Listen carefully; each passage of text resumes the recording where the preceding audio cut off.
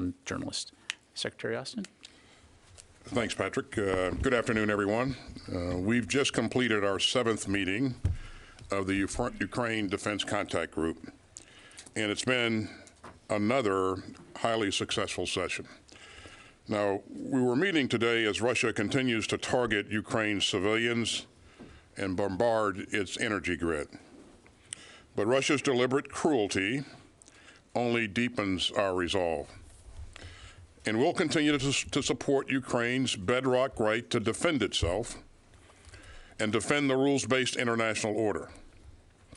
Yesterday, we saw reports of a deadly explosion in Poland near its border with Ukraine. I spoke last night to my Polish counterpart, Deputy Prime Minister and Minister of National Defense, Błaszczak, and I conveyed my deep condolences to the Polish people and to the loved ones of those who were killed. I also underscored America's ironclad commitment to defend Poland. We have full confidence in the Polish government's investigation of this explosion, and they've been conducting that investigation in a professional and deliberate manner. And so we won't get ahead of their work. We're going to stay in close touch with our Polish counterparts, as well as with our NATO allies and other valued partners. We're still gathering information, but we have seen nothing that contradicts President Duda's preliminary assessment that this explosion was most likely the result of a Ukrainian air defense missile that unfortunately landed in Poland. And whatever the final conclusions may be, the world knows that Russia bears ultimate responsibility for this incident. Russia launched another barrage of missiles against Ukraine, specifically intended to target Ukraine's civilian infrastructure. This tragic and troubling incident is yet another reminder of the recklessness of Russia's war of choice. And Ukraine has a bedrock right to defend itself. And we will continue to stand in solidarity with the people of Ukraine as they defend their country. And we were joined again today at the contact group meeting by my good friend Oleksiy Reznikov, Ukraine's Minister of Defense, and by Deputy Chief of Defense Lieutenant General Moyshuk. And I spoke with General Reznikov by phone before this morning's contact group meeting about yesterday's explosion in Poland. And we'll remain in close consultation as we move forward. Ukraine's commanders have shown tremendous leadership and tenacity. And they updated the contact group this morning on the current battlefield dynamics and on Ukraine's most urgent self-defense needs. Ukraine's troops continue to consolidate their gains on the battlefield as they head into the winter. And the contact group continues to push hard to bolster Ukraine's air defenses in the face of Russia's ongoing barrages. I'm pleased to be able to report that the NASAMS air defense systems that we've sent to Ukraine are now operational, and their performance so far has been very impressive. The NASAMS systems had a 100% success rate in intercepting Russian missiles as the Kremlin continues its ruthless bombardment of Ukraine, including yesterday's attacks. We're also working to secure more critical equipment to protect and repair Ukraine's energy infrastructure after Russia's indefensible attacks. We also heard an important update from General Kovoli, our supreme allied commander in Europe. I'm confident that the training efforts spearheaded by the United States and many other members of this contact group will equip the Ukrainian armed forces with the skills that they need to consolidate their gains and to seize new opportunities on the battlefield. I'd also like to acknowledge the European Union's important efforts here. The EU's training program across Europe will do a great deal to reinforce what other countries are doing bilaterally. Also like to recognize Germany and Poland for their leadership in this larger mission. And let me thank the UK for pledging to train another 19,000 Ukrainian troops next year.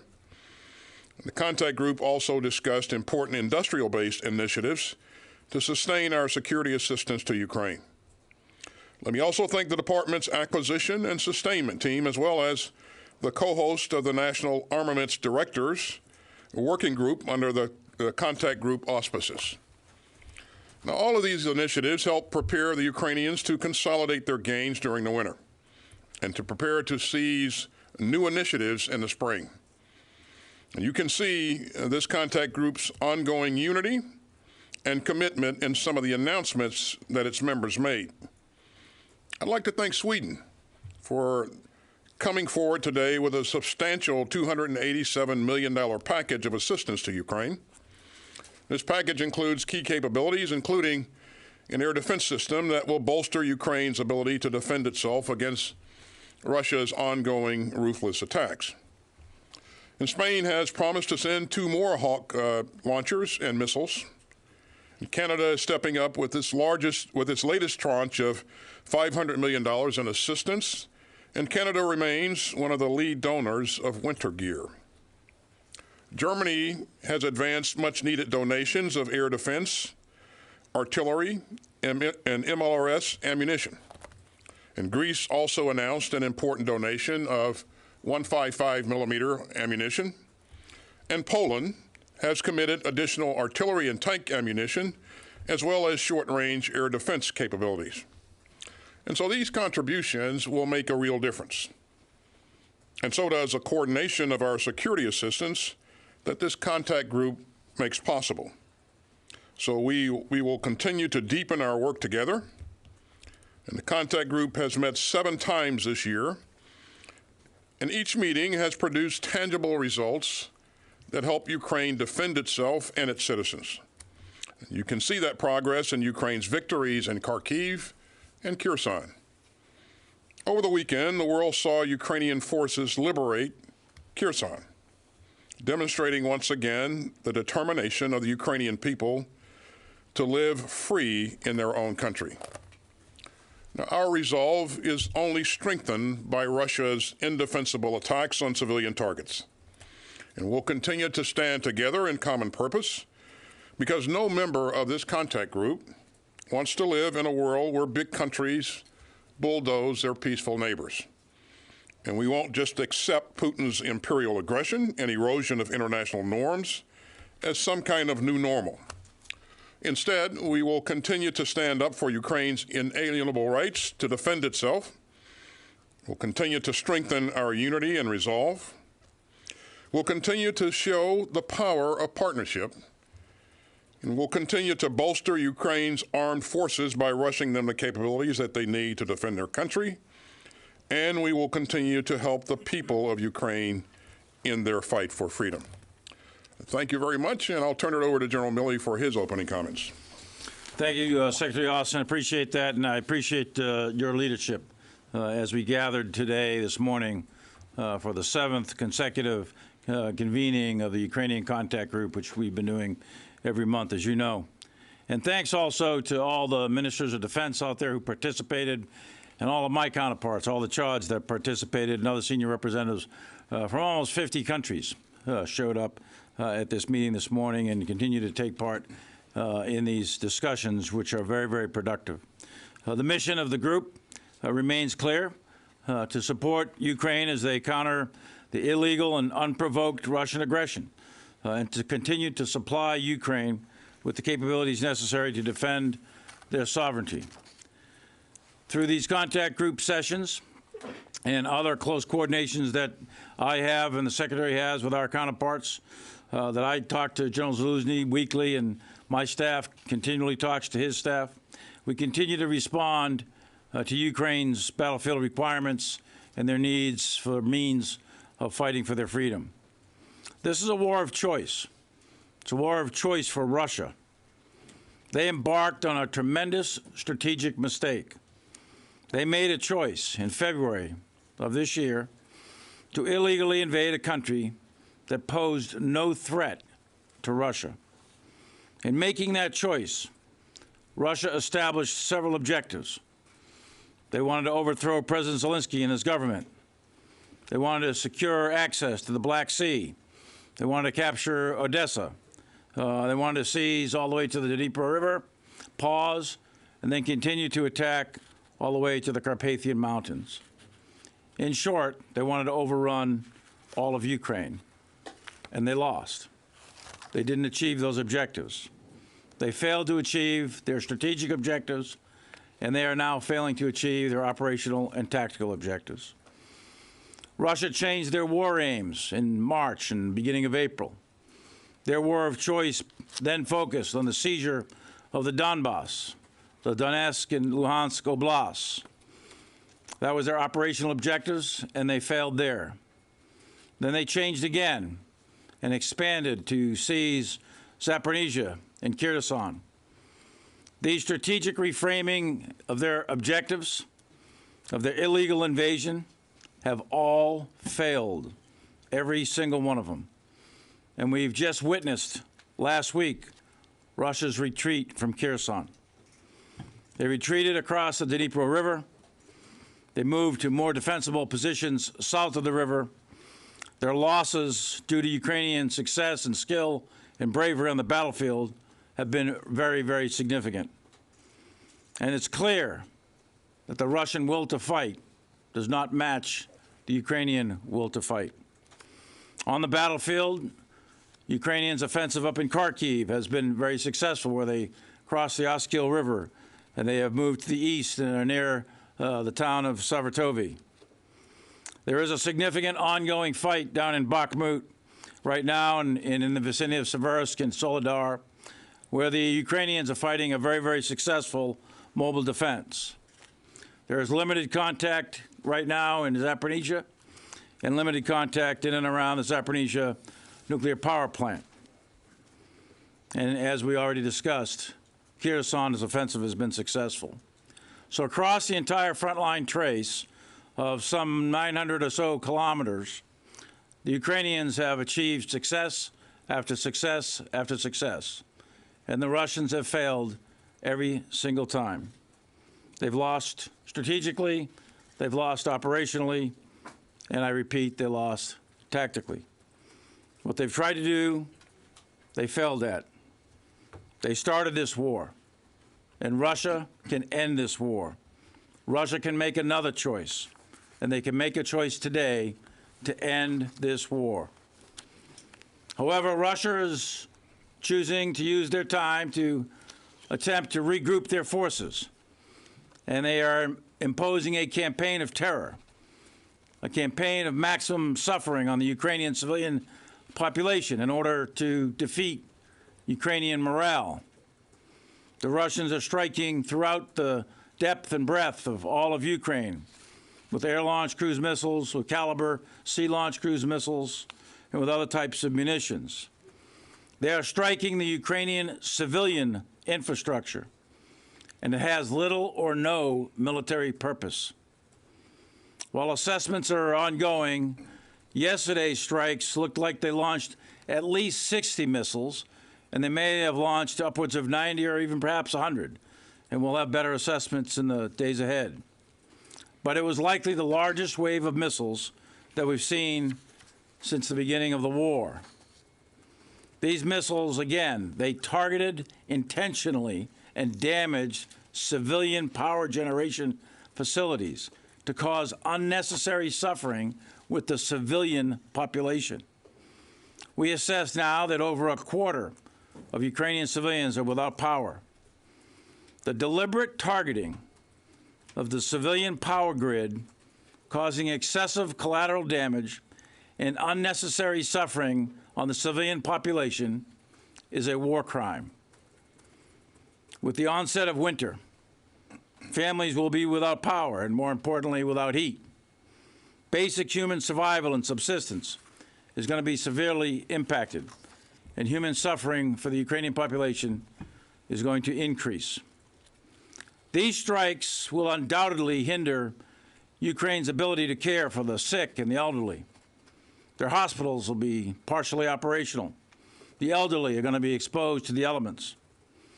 In the wake of unrelenting Russian aggression and incalculable human suffering, Ukraine will continue to endure. Ukraine is not going to back down. The Ukrainian people are hard.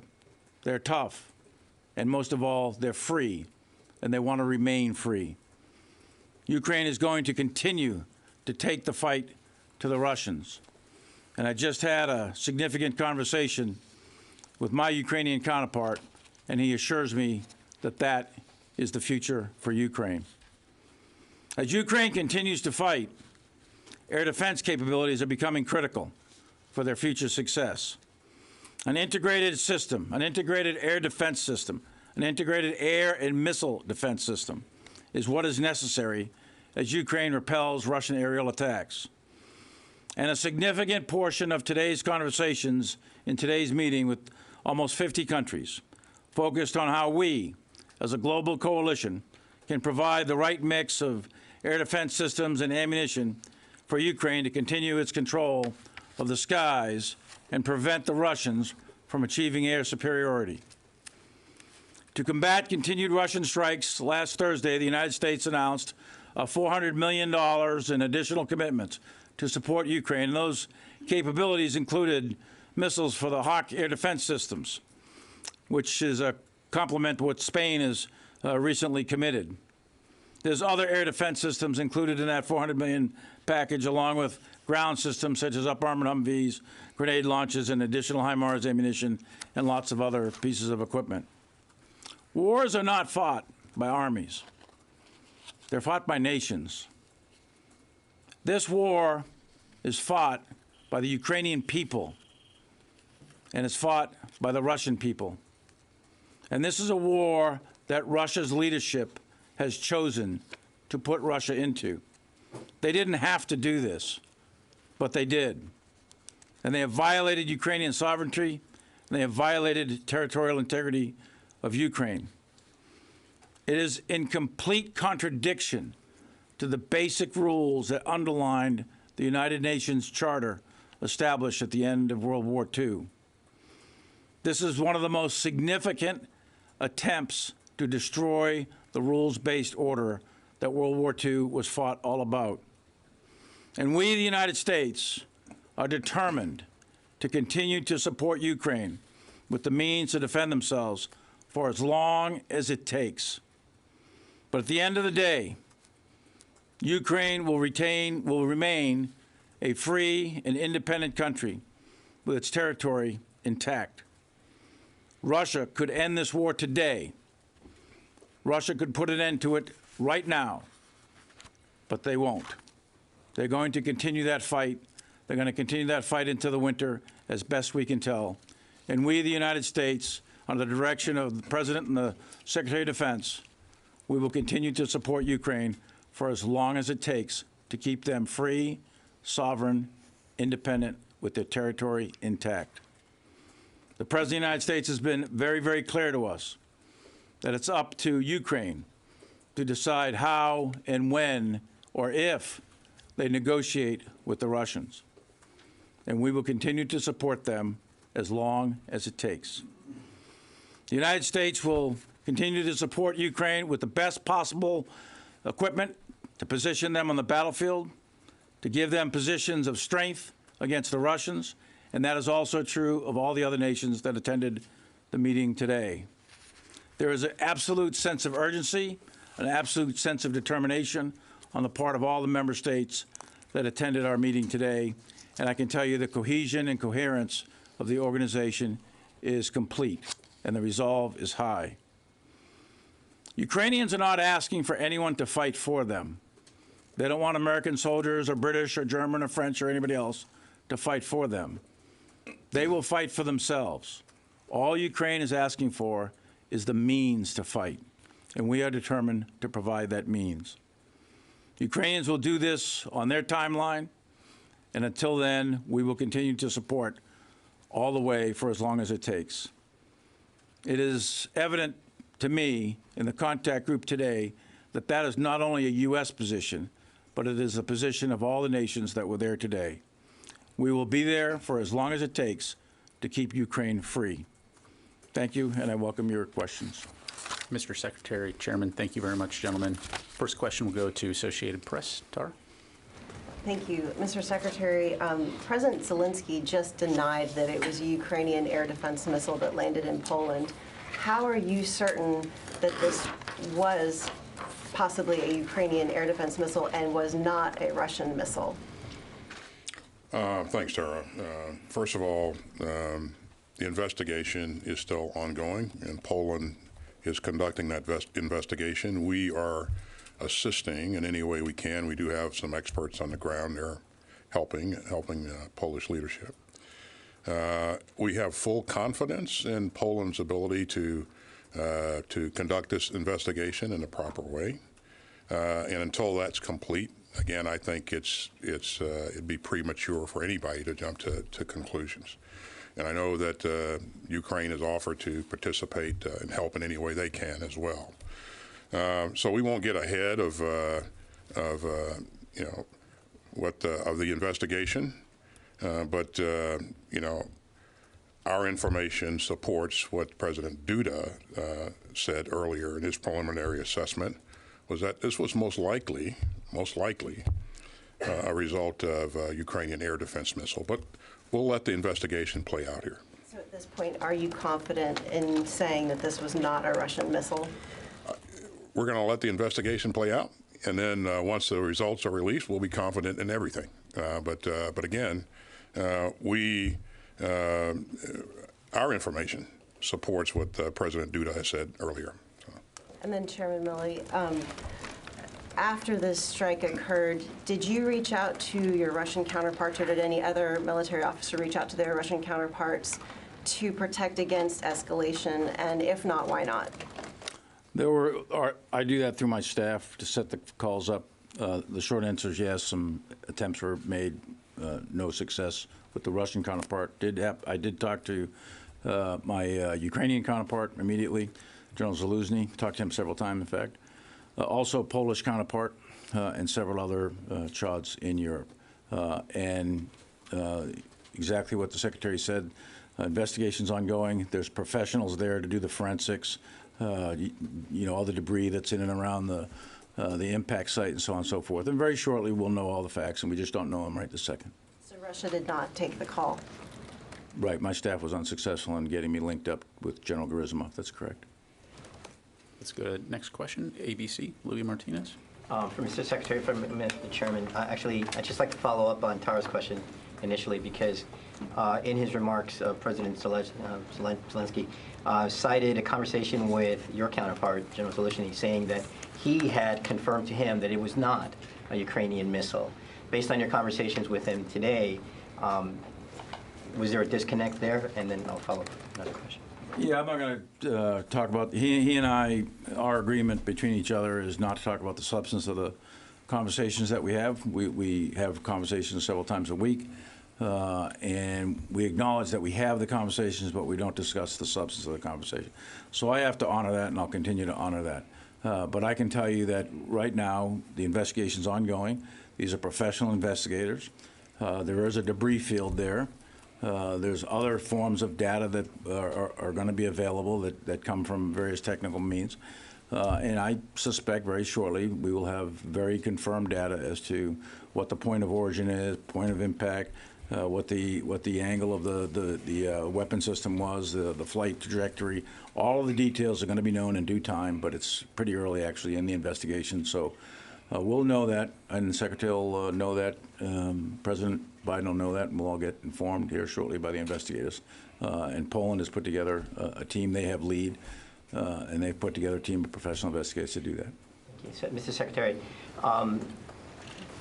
yesterday it was kind of the reality of the speculation that has been going on for months about how NATO might respond if a Russian missile went into NATO territory.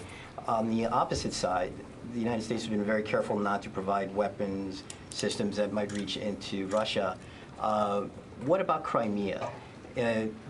If the United States, the supplied HIMARS systems are able to reach inside Crimea regularly, is that a concern given what we saw yesterday? And to follow up, sir, to your comments about earlier from last week about the possibility of discussions put on by a slowdown in the fighting, let's say, during the winter. It sounds like the comments that you're making today about the winter are that the Ukrainians are going to continue very strongly. Are you pulling back from your comments from last week that you see an opportunity for negotiations with the Russians? No, I think the Ukrainians should keep the pressure on the Russians, to the extent that they militarily can. But winter gets very, very cold, and the natural tendency is for tactical operations are going to naturally probably slow down. And right now, what we're seeing is the lines from Kharkiv all the way down to Kherson, for the most part, are beginning to stabilize. Now, whether that means they will be stable throughout the winter or not, nobody knows. Nobody knows for certain. Come January, February, that ground probably will freeze, which could lend itself to offensive operations. So there could be a lot of activity in the winter, but typically speaking, because of the weather, the tactical operations will slow down a bit. And I think that President Biden and President Zelensky himself has said that there'll be at the end of the day, there'll be a political solution. So if there's a slowdown in the actual tactical fighting, if that happens, then that may become a window, possibly, it may not, for a political solution, or at least the beginnings of talks to initiate a political solution. So that's all I was saying. And Crimea. Yeah, first, let me just agree with what the chairman just said in terms of there probably will be a slowdown in the fall and going into winter. The fall's a muddy season, as you know, and so is the spring. When the ground hardens, trafficability will probably improve, and then we may see more activity. But I would remind everyone that this war started in February. So winter does not mean that we're going to stop fighting, or the Ukrainians are going to stop fighting. I certainly, like the chairman, believe that they won't. And so we're going to do everything within our power to make sure that they have the means to accomplish their goals and objectives. And along that line, the goals and objectives of this fight are the Ukrainians. They're not ours. And so we haven't prescribed to the Ukrainians what they can and cannot do. And so our focus is to continue to provide them the means to be successful in their endeavors. And so that's my response to the question on Crimea. Again, the Crimea is an issue to be thought through and sorted out by the Ukrainian leadership. Okay, let's go ahead. Lee, New York Times. First for General Austin.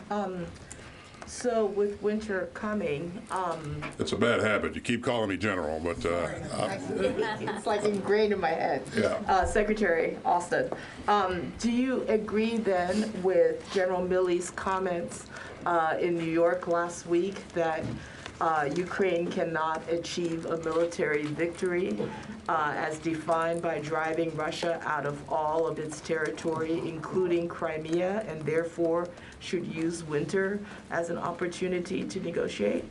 Again, having the chairman here, I think it's fair to allow him to really provide context for his comments. I think, and you've heard me say this before, there are countless numbers of people that have been amazed and astonished by what the Ukrainians have accomplished. And so I won't presuppose what's possible or impossible for them. What I am focused on is just making sure that they have the means to do two things. First is to protect themselves and their civilian population from some of the things that we've seen here recently with the aerial bombardments. The second thing is to enable them to achieve their goals and objectives on the ground as they continue to try to take back their sovereign territory. So we're going to continue to support them. And again, I think to this point we've seen them come up with very achievable goals and objectives. We've seen a very successful counteroffensive, both in Kharkiv and also in Kherson. And I think they will continue to keep the pressure on the Russians going forward. And in terms of what's a good time to negotiate, we've said repeatedly that the Ukrainians are going to decide that, and not us. And we will support them for as long as it takes. Now, we just spent almost 4 hours with our colleagues there in a Ukraine Defense Contact Group meeting. It was amazing to me how many ministers of defense on their own said, we're going to do this for as long as it takes. And so I continue to see unity, I continue to see resolve, and that's very, very encouraging. And I think it's encouraging for Oleksiy Reznikov and his team to hear that as well, because as you know, they're in the meeting as well. So, yeah. So, Helene, I'll make a couple of comments. First, on the Russians. I still have a question for you, though. Okay, but let me So that'll be like 4 questions, I think, Helene. Let me help you out with this one first. So, start with the Russians. Ukraine's a pretty big country. This is not a small piece of turf. And the probability of Russia achieving its strategic objectives, of conquering Ukraine, of overrunning Ukraine, the probability of that happening is close to zero. I suppose theoretically it's possible, maybe, I guess, but I don't see it happening militarily. So I just don't see that happening. But they do currently occupy about 20% of that of Ukraine. So they occupy a piece of ground that's about 900 kilometers long, and I don't know, probably about 75 or 80 kilometers deep. So it's not a small piece of ground. And they invaded this country with upwards of 170, 180,000 troops in multiple field armies, combined arms armies. And they have suffered a tremendous amount of casualties, but he's also done this mobilization and called up additional people. So the Russians have reinforced, and they still have significant Russian combat power inside Ukraine. Now, Ukraine's had great success in the defense. They did a tremendous job in defeating the Russian offensive. It's incredible what they were able to do. And then they went on the offensive at the beginning of September. And they had great success up in Kharkiv, and they've had better success even down in Kherson, as you just witnessed. But Kherson and Kharkiv, physically, geographically, are relatively small compared to the whole. So that the military task of militarily kicking the Russians physically out of Ukraine is a very difficult task. And it's not going to happen in the next couple of weeks unless the Russian army completely collapses, which is unlikely. So in terms of probability, the probability of a Ukrainian military victory defined as kicking the Russians out of all of Ukraine, to include what they define or what they claim as Crimea, the probability of that happening anytime soon is not high, militarily. Politically, there may be a political solution where politically the Russians withdraw. That's possible. You want to negotiate from a position of strength. Russia right now is on its back. The Russian military is suffering tremendously. Leaders have been, the leadership is really hurting bad. They've lost a lot of casualties, killed and wounded. They've lost, I won't go over exact numbers because they're classified, but they've lost a tremendous amount of their tanks and their infantry fighting vehicles. They've lost a lot of their 4th and 5th generation fighters and helicopters and so on and so forth. The Russian military is really hurting bad. So you want to negotiate at a time when you're at your strength and your opponent is at weakness.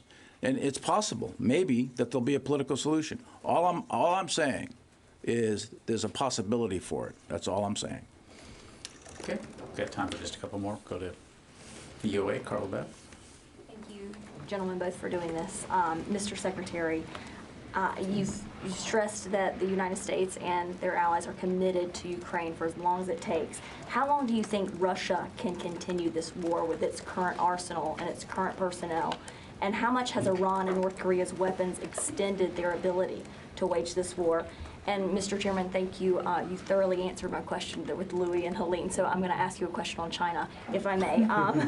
After the meeting with President Biden and President Xi, have you seen any indications that China has changed its ambition to control Taiwan? And, the last time the National Defense Strategy was rolled out, the Pentagon said America's military edge was eroding.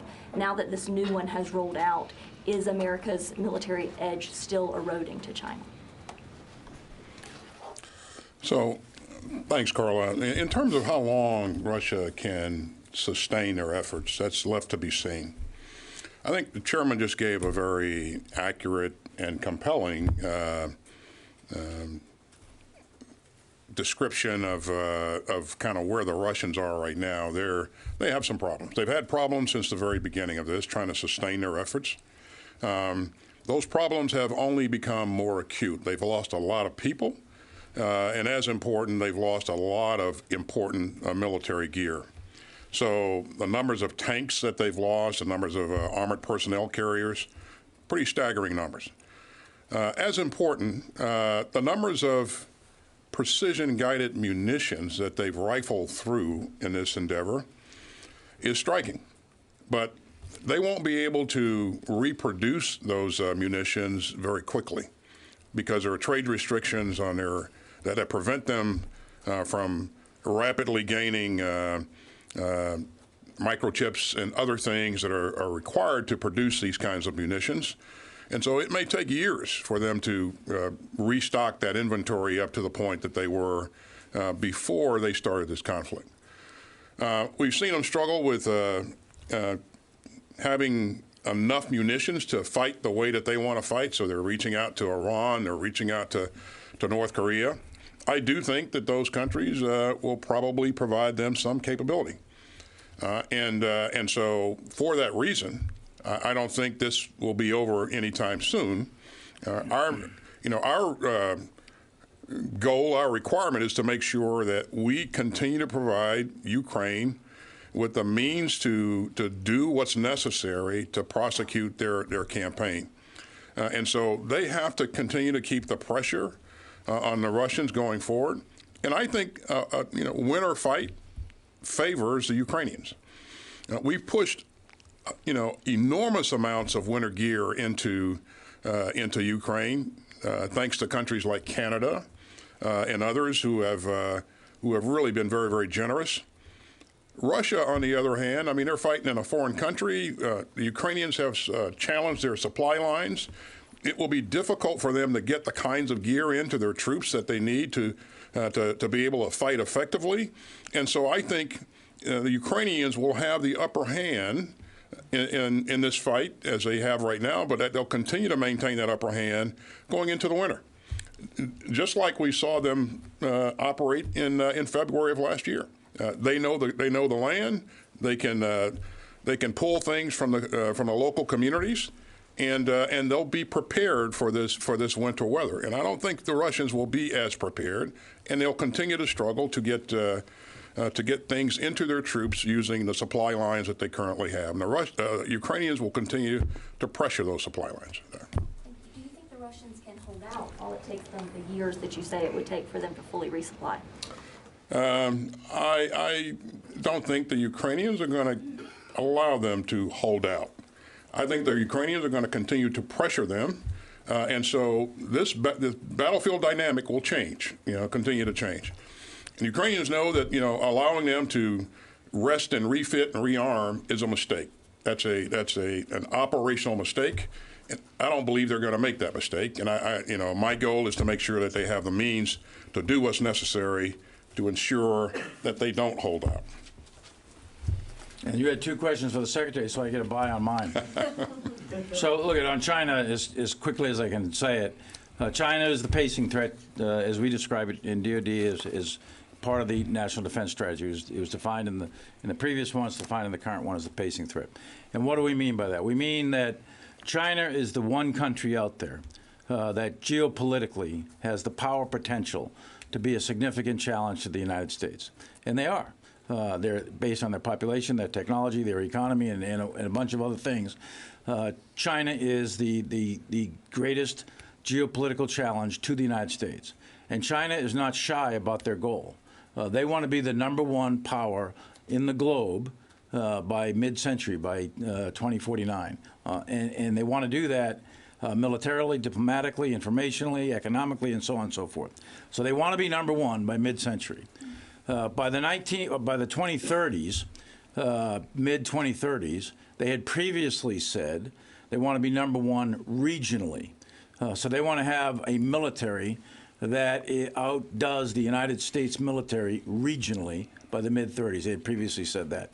And then they advanced that goal to 2027. So they advanced that goal in, I think it was two-party Congresses ago or one-party Congress ago. And what they have said is that they want to be the equal to or superior militarily to the United States. That's only 5 years away. So they're working on that, and they're working on that very, very hard. But we are not static, and we are working on it. Right now, the United States military is without question, despite whatever criticisms people have, the United States military is the most lethal warfighting machine on earth, bar none. The United States military is number one, and we intend to stay number one. And our task, militaries only have two tasks. We have a single purpose, really, which is to either to prepare for war or to fight a war. And we are laser focused on that. And we intend to stay number one. China is not going to be a better military than the United States military is, but they're going to try, but they're not going to get there. We will be number one 5 years from now, 10 years from now, and 50 years from now. We are not going to let China take number one. They have made gains in a wide variety of areas, in cyber and space and land, sea, and air. So a peasant army of largely infantry-based. When I was commissioned in 1980, that's kind of what Deng Xiaoping had when he made his reforms. So he had a very large, dismounted infantry, peasant-based army, more or less. They had some tanks, but not much. And then they got rich. They made a massive amount of money with a 10% rise overrun and dropped down to 7%. Maybe it's going to come down to 3 or 4%. But the GDP allowed them to buy a military. And they believe that it's their day in the sun. They believe it's once again time for the Middle Kingdom to be number one. So that's what they're shooting for. And we are not going to allow that to happen. The United States military is number one now, and we are going to be number one 5 years from now. 2027 is not going to be the date that China becomes number one, and we're going to stay number one the entire time. And as long as we remain number one, then we will deter the war that people worry about, a great power war between China and the United States. As long as we have the military capability, we have the will to use it, your adversary knows it, then you'll deter that war. But the key is to have the military capability, and we intend to stay number one. Time for one final question. We'll go to Nikkei, Ro Nakamura. Thank you very much for taking my question. To the Secretary first, President Biden and President Xi essentially agreed to maintain the open lines of the communications. Do you expect China will resume some of the military to military channels they suspended in August after Speaker Pelosi's visit to Taiwan? And are you planning to meet with your Chinese counterpart during your visit to Cambodia next week? And to the chairman, also on China, the President Xi consolidated his power in the Chinese Communist Party, and he's now surrounded by his loyal advisors. How much are you concerned that President Xi might make an ill-advised or ill-informed decision to take Taiwan by force, as President Putin did in the leading up to the invasion into Ukraine? Thank you very much. Thanks, Rio. As you've heard me say a number of times, I think it's really important for large countries with significant military capacity to talk to each other. And as I told Minister Wei when we talked, we met face to face in Singapore, that we needed to work to keep the lines of communication open. That helps with crisis management. It helps with a number of things. And so my hope is that they will open up their communications channels, at not only at my level, but at the chairman's level, and at the level where our combatant commander, Admiral Aquilino, can engage with his counterparts as well. So you're right. We will both be in Cambodia here in the near future. I don't have any announcements to make in terms of any scheduled meetings, but there is an opportunity there, and so we'll see how things play out. So I think, first of all, President Xi is, I don't know him, I've never talked to him, and he'll make decisions based on what he thinks is his national interest. But as best I can tell, he's a rational actor. I think he evaluates things on cost, benefit, and risk. And I think that he would conclude that an attack on Taiwan in the near future would be an excessive amount of risk, and it would end in a strategic, really debacle for the Chinese military. And I think it would throw off their China dream of being the #1 economic and military power and so on. So would he do it? Who knows? I don't know. But I can tell you that we watch it closely. We are militarily prepared. And one of the keys now is to make sure that Taiwan can defend itself. And there are a lot of lessons learned coming out of the Ukraine war. There's lessons learned for Taiwan. There are lessons learned that we're learning. There's lessons learned European countries learning. And there's lessons learned that President Xi and the Chinese military are learning. And one of the things people are learning is that war on paper is a whole lot different than real war. And when blood is spilled and people die and real tanks are being blown up, things are a little bit different. There's a lot of friction and fog and death in combat. And for someone who has, for a military that hasn't fought in combat since fighting the Vietnamese in 1979, they would be playing, a very, very dangerous game to cross the straits and invade the island of Taiwan. They don't have the experience, the background to do it. They haven't trained to it yet. They do piece part training. We watch it very, very closely. How much amphibious capability they have, how much airborne capability they have. Now, they could bomb it, they could missile it, they could attack Taiwan in that sense. But attacking and seizing the island of Taiwan across the straits, putting troops on the island of Taiwan, that is a very difficult military task to do. You've got a large city of Taipei with 3 or 4 million people, with the suburbs about 7 million people. You've got very complex terrain with mountains. Most of Taiwan is a mountainous island. So it's a very, very difficult military objective, a very difficult military operation to execute. And I think it'll be some time before the Chinese have the military capability and they're ready to do it. Now, that could be wrong. An incident could happen.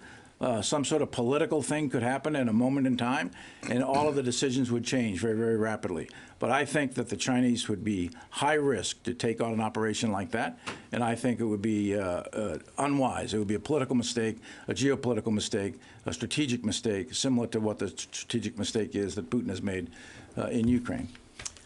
I'll be traveling with some of you later this week and into next week.